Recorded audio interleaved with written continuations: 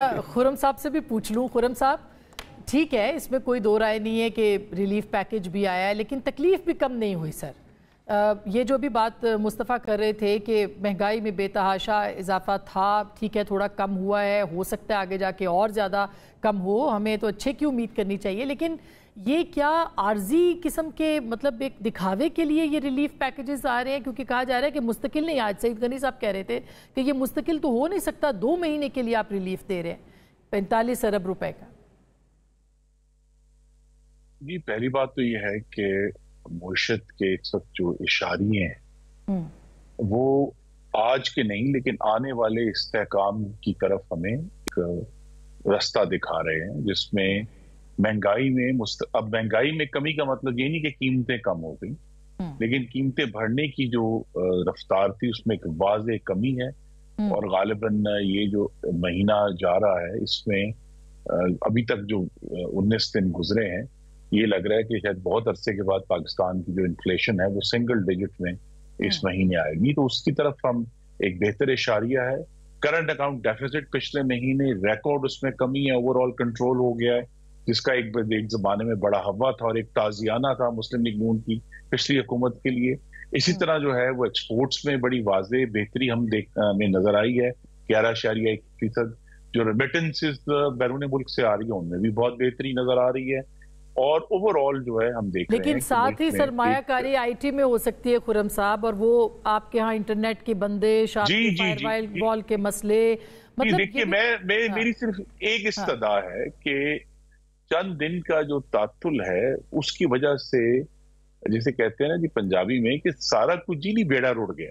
आप अगर, ये मतलब नहीं है कि हम सारा उसी वक्त फौरन हम नोहे पढ़ना शुरू कर देते हैं अपनी जो मुईशत के और अपने मुल्क के, अपनी, चाहे अगरचे मुश्किल है, हर पाकिस्तान की तारीख इसमें बड़ी तलख है, लेकिन कुछ अपना रियासत पर एतमाद करें। रियासत इस चीज से निपटने की कोशिश कर रही है कि पाकिस्तान में इंटरनेट का जो इस्तेमाल है उसमें बहुत बड़ा, देखें, हमें अचानक जब इस पे पाबंदी लगी तो हमें याद आ गया कि यहाँ तो यार फ्रीलांसर्स बहुत ज्यादा हैं जो लोग इससे अपनी रोजी कमा रहे हैं। लेकिन असल इशू जिसकी वजह से ये सारा मामला बना है वो यही है कि पाकिस्तान में एक हद तक के इज्जत का, लाइबल का और स्लेंडर का बहुत बड़ा कारोबार हो रहा है, जहां लोग, वो सही बात है, वो तो हम तो विक्टिम है ना, मतलब हम ये ऐसा नहीं है कि हम सब ये कहें कि ठीक है आप इजाजत दें। मगर खुरम साहब, एक ऐसा डेफेमेशन बिल जो कि आप लेके आए हैं, उसमें जो आपके स्टेक होल्डर्स हैं उनकी कॉन्सेंट ही नहीं है, तो उसको क्या समझा जाएगा सर? बिल्कुल अच्छी बात है, ये होना चाहिए, इस पर तो कोई एतराज ही नहीं कर रहा। इस पर जरूर देखिए जो तरीके कार है इस बीमारी इलाज के ऊपर हम बहस जरूर करें, लेकिन बीमारी को डिनाई ना करें कि बीमारी वहां मौजूद है और वो बीमारी लाइबल और स्लैंडर की, और बदतरीन स्लैंडर हो रहा है ना। ये नहीं कि जी आप सिर्फ किसी को गाली दे दी आपने, आप उनके खानदान पे कभी वीडियोस बनाकर, हमारी बहन वजीर साहबा जो पंजाब में इतलात हैं उनके ऊपर इस तरह की हमलावर लोग हो रहे हैं। बहरहाल हमें अगर बतौर रियासत और बतौर कौम उसमें जो तवाजुन है कि हमें इंटरनेट की स्पीड भी रखनी है, हमने उनके साथ जो लोग ये काम कर रहे हैं उनको रोकना भी है कवानीन के जरिए, और वो जो हमारे भाई अब इंटरनेट के ऊपर एक और स्पीड आ रही है, वो उसको भी शहबाज स्पीड का नाम दिया जा रहा है। शहबाज साहब की तरक्की की स्पीड तो थी, अब इस स्पीड को जो कम हुआ है नहीं, मगर खुरम साहब ये आप चंद दिन की बात नहीं है ना, ये तो देखिए ना, आप पाकिस्तान का इमेज बाहर की दुनिया में क्या गया। क्या आपने ट्विटर बंद कर दिया उससे कुछ फर्क पड़ा है? आपने बाकी चीजें बंद कर दी, फायरवॉल बना दी, लेकिन जो तात्तुल है उससे नुकसान हुआ है सरमायाकारी के अंदर, आपने देखी होंगी खबरें। जी, मेरे ख्याल में नुकसान हुआ है, इसमें कोई शक नहीं, लेकिन ज्यादा नुकसान तब होता है जब हर रोज हमें अपने मगरबी बॉर्डर के ऊपर से अपने शहीदों की लाशें उठाना पड़ रही। आई थिंक इंटरनेट की बंदिश का नुकसान बन्नू के वाकये से हुआ है और हमें परेशान उस पर होना चाहिए। ये जो इश्यूज हैं इंटरनेट के, ये माशाल्लाह शहबाज साहब की काबिल बड़े काबिल और मेहनती लोग मौजूद हैं, ये आइंदा कुछ दिनों में रिजॉल्व हो जाएंगे। और बजाय ये कि हम उसका जरूर इसको पॉइंट आउट करें, इसको सेंसिटाइज करें गवर्नमेंट को कि एक सीरियस मामला है, लेकिन अगर हम पाकिस्तान की ओवरऑल जो रिस्क फैक्टर है उसका मुवाजना करते हैं तो उसमें बहुत बड़ा सवाल तो बन्नू के वाकये का है। वो इंटरनेट की चंद दिन की बंदिश इतना बड़ा इशू नहीं है, मैं बड़े अदब से अर्ज करूंगा। कि हमें इसको जरूर रिजॉल्व करना है, इन सब मामलात से निपटना है। और इसीलिए यही है, और शहबाज साहब जो वजीर आजम है और उनकी काबीना जो है, उनके सामने बड़ा चैलेंज यही है कि वो इन तमाम मुश्किलात के अंदर जो पहला जो उनका फर्ज है, पाकिस्तान के अवाम को मुआशी और सियासी इस्तेहकाम फराहम करना और पाकिस्तान के अवाम को रिलीफ देना, उसको सामने रखें। क्योंकि बाकी बहुत ज्यादा मसालादार चीजें इधर लेफ्ट राइट हो रही हैं जो मीडिया की आपके नजदीक ये बड़ा इशू नहीं है, मगर सर है तो ये बड़ा इशू। आप इसको ठीक है स्टेट ऑफ डिनाइल में होना, हमने देखा मुख्तलिफ वुज़रा के मुख्तलिफ स्टेटमेंट्स इस पे चले हैं और सभी स्टेट ऑफ डिनाइल किया जा सकता। लेकिन जिस तरह मैंने कहा, हमारे जैसे मुल्क में जहां बहुत सारे मामलात में जो एक सबसे बड़ा बहरान है जिस पर बहुत कम बात करते हैं, वो रियासत की ओवरऑल इस्तेदाद का है, स्टेट कैपेसिटी टू इम्प्लीमेंट। अच्छा, अब चूंकि शोएब शाहीन साहब आ गए हैं खुर्रम साहब, और मैंने जो दूसरा मौजू है उस पर आना है क्योंकि उस पर आपका पॉइंट ऑफ व्यू चाहिए।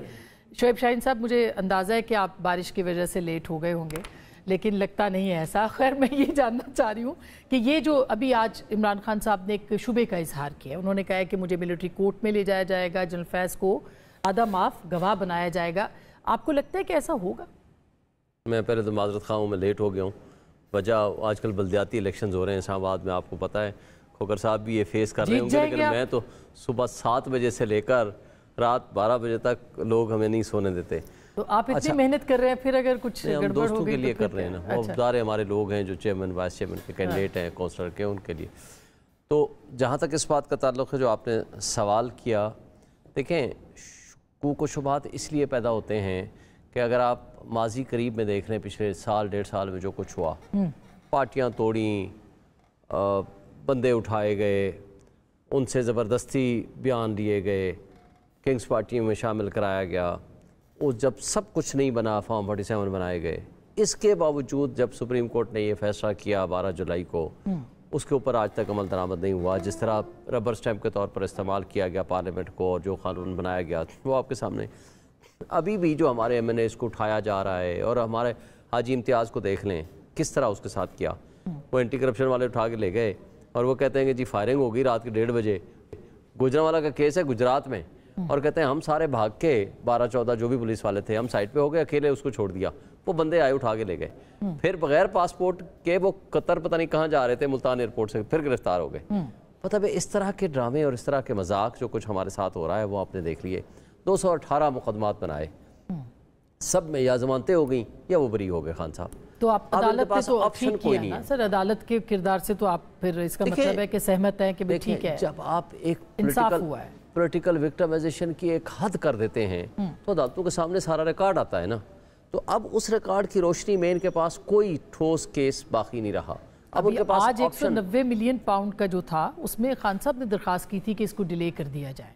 नहीं, हमने डिले का नहीं कहा, आप उसके जरा फैक्ट्स पे जाएं, के ऊपर फैसला ना सुनाया नहीं फैक्ट्स से आए ना। हाँ, तफ्तीशी आता है, उससे सवाल होता है कि भाई यही वाला केस अंडर इन्वेस्टिगेशन और इंक्वायरी हुआ था। उन्होंने कहा जी हाँ हुआ था। उन्होंने कहा जी ये केस क्लोज कर दिया गया था 2020 में, उन्होंने कहा जी कर दिया गया था। उन्होंने कहा वो रिकॉर्ड आपने इस फाइल का हिस्सा बनाया है, उन्होंने कहा जी नहीं बनाया। देखिए बदनीयती है उसकी। जब जज को लिख के दिया कि जनाब ये वो रिकॉर्ड है जो कि बुनियादी हैसियत रखता है केस के मेरिट के ऊपर, इसका इम्पैक्ट है, तो आप इसको रिकॉर्ड तलब कर लें। उसने उसी वक्त खड़े खड़े वो पटिशन डिसमिस कर दी कि नहीं मैं क्यों तलब करूं,